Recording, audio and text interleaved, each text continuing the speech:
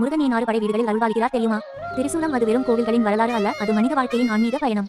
இன்று நாம் அந்த 6 தெய்வீக தலங்களுக்குள் பயணம் செய்ய போகிறோம். திருப்பரங்குன்றம் வெற்றியின் அர்த்தம். சூரபத்மனை அழித்த வீரன், அதே வீரன் திருமண மண்டபத்தில் நின்றார்.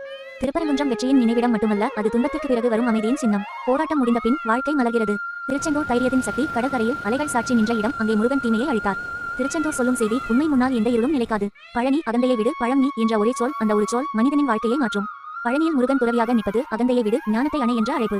நீயே தேடும் பலன். சுவாமிமலை, ஞானத்தின் உச்சி. மகன், தந்தைக்கு குருவான இடம். ஓம் என்ற மந்திரத்தின் ரகசியத்தை முருகன் சிவபெருமானுக்கே சொன்னார். ஞானம் வயதை பார்க்காது, உள்ளத்தின் தூய்மையை தான் பார்க்கும். திருத்தணி, அமைதியின் வீடு. போரின் சத்தம் முடிந்த பின் உள்ளத்தில் எழும் அமைதி. திருத்தணி, கோபத்தை அடக்கிக் கொள்ளும் தலம்.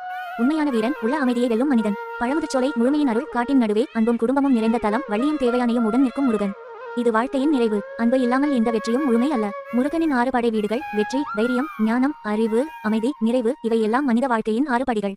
இன்று நீங்கள் எந்த படியில் நிற்கிறீர்கள்? முருகன் உங்களை காக்கிறார். வேல் வேல் முருகன்.